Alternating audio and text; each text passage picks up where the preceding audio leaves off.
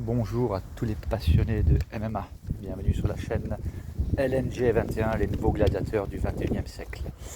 Alors je fais cette vidéo qui a pour titre Doumbé le tocard.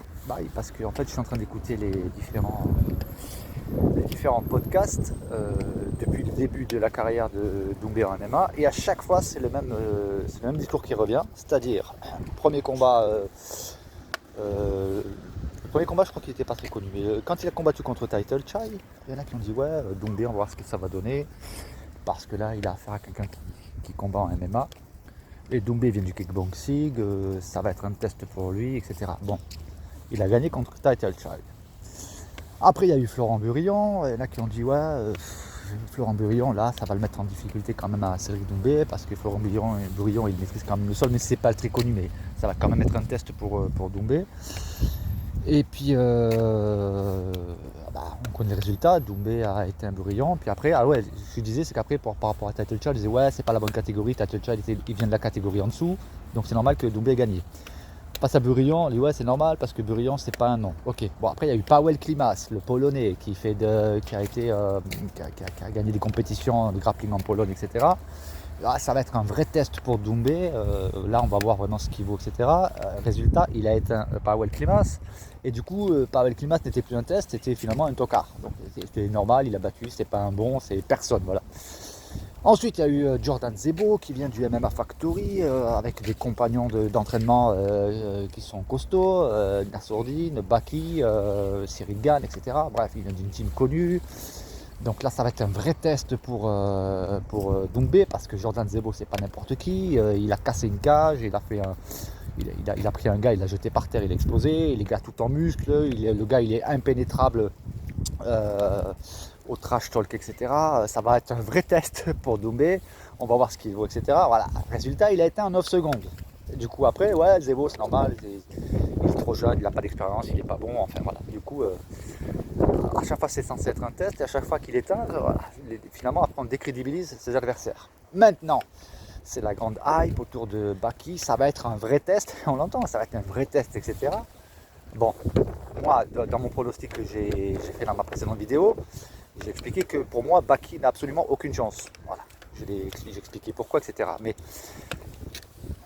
alors là, tout le monde, j'entends, Baki a des chances, Baki va l'éteindre, Baki va ci, Baki va ça, etc. Donc ça va être un vrai test pour Doumbé.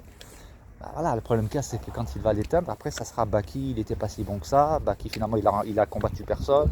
Du coup, on va ressortir tout ce qui est négatif de Baki et on va dévaloriser Baki. Donc en fait, au final, demain, Doumbé va rencontrer Spider-Man, Batman et Superman dans la cage. Il va les battre les trois et on dira c'est pas vraiment un test. Hein. Et pourtant, avant, on dira c'est un vrai test. Voilà, bon, je pars dans l'humour, dans l'exagération peut-être, mais j'ai l'impression que c'est un peu ça, quoi. Donc, alors bon, je me fais pas de soucis pour la carrière de Doumbé parce que finalement, je sais qu'il va éteindre de plus en plus des dégâts de plus en plus costauds. Pour moi, le scénario de rêve que je vois, c'est que Doumbé batte des noms de plus en plus connus. Ça serait bien qu'il batte les champions du PFL, qu'il gagne les tournois et qu'il organise peut-être un ou deux super fights avec des noms encore bien connus. Enfin, qu'il puisse gravir les échelons de telle sorte que son nom soit reconnu jusqu'à l'international, pour qu'enfin il puisse y avoir une opportunité qu'il rentre à l'UFC puis qu'il montre vraiment de quoi il est capable. Le souci qu'il y a, c'est que je ne sais pas combien de temps ça peut prendre, et puis bon, je pense que jusqu'à 35 ans, Doumbé peut faire l'affaire. Après 35 ans, ça risque d'être chaud. Et mais quoi qu'il en soit, j'ai l'impression que tant qu'il ne sera pas rentré à l'UFC, et qu'il n'aura pas éteint quelqu'un de connu de l'UFC, alors pas un retraité, parce que là c'est pareil. Par contre, le combat qui me hype pas du tout, enfin qui ne m'enthousiasme pas, au diable les anglicismes, là ça commence à gonfler, mais qui ne m'enthousiasme pas, c'est le contre Anthony Pettis. Donc c'est quelqu'un qui est sur des défaites, qui est à la ramasse, hein, je veux dire, faut le dire, même s'il vient de l'UFC, même s'il a un nom, c'est plus ce qu'il était, c'est que l'ombre de lui-même. Je veux dire, bon, lui par contre, pour le coup, faire un combat contre lui, je vois pas l'intérêt, franchement. Moi, il m'enthousiasme pas ce combat. Et puis c'est pareil, il aura droit. Alors là, par contre, je pense pas que. Là, je pense que même les spécialistes diront que c'est pas un test pour lui. Donc s'il fait le combat contre Tony Pettis, je pense pas qu'on dira que c'est un test, ça va être un test pour lui, parce que Tony Pettis, voilà, il s'est fait éteindre face à Doumbé, Doumbé va peut-être battre le record qu'il a fait avec Jordan Zebo quoi, contre Pettis. Donc voilà. Mais j'ai l'impression que tant qu'il n'aura pas battu un vrai nom de quelqu'un qui est actif, qui est encore dans la force de l'âge, qui a un nom à l'UFC, j'ai l'impression qu'à chaque fois ça sera le même cinéma, on dira toujours ouais maintenant c'est un test, un vrai test pour lui, donc voilà, dites carrément que Doumbé était au quart.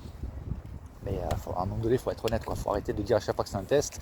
Et puis quand il éteint le test, on dit du coup c'était plus un test.